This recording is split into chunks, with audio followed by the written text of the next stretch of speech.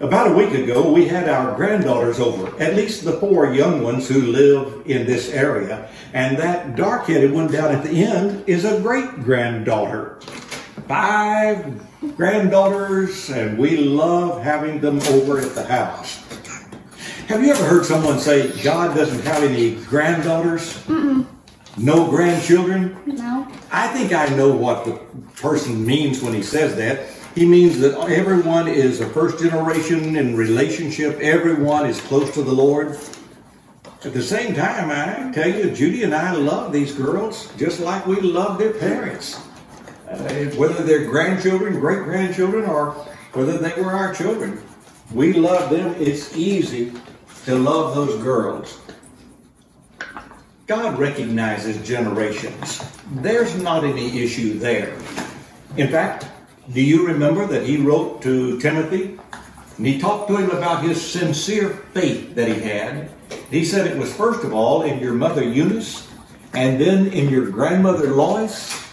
Obviously, God loved all 3 of those, Lois, Eunice, and Timothy. And he didn't love one more than the other, but he did recognize generations. Also, I have my Bible open at Deuteronomy chapter 6. There's a passage that a lot of us are familiar with. Beginning in verse 4, Hear, O Israel, the Lord your God, the Lord is one. You shall love the Lord your God with all your heart, with all your soul, with all your might. Keep these words that I'm commanding you this day in your heart. Recite them to your children.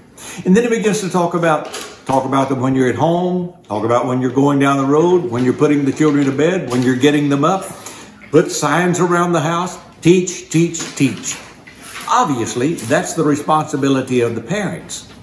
But back up to verse 2. And there he says, I'm giving you this country, and I'm giving you these decrees, so that you and your children's children may fear the Lord all the days of your life.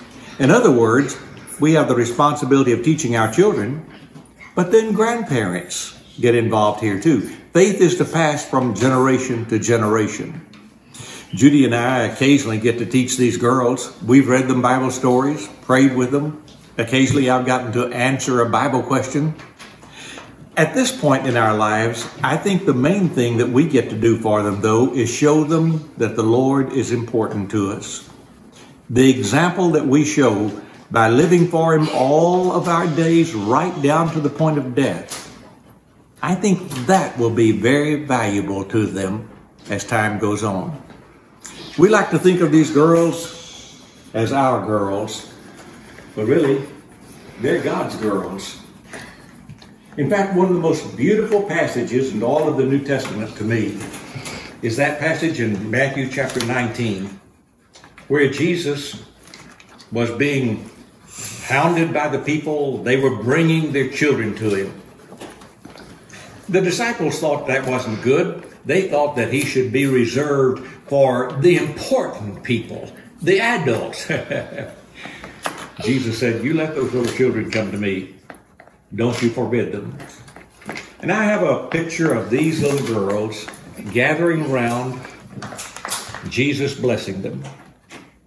I want them to belong to the Lord all of their days, and then their children be taught the way of the Lord, so that their grandparents, their parents, they themselves, the next generation and the next generation are all the children of the Lord.